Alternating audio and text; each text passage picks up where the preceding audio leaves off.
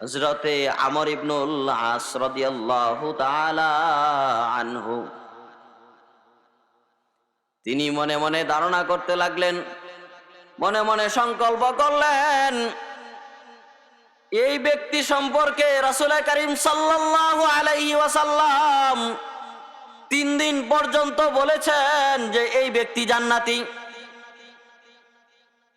তাহলে কি আমল করে এটা অবশ্যই আমার জানতে হবে।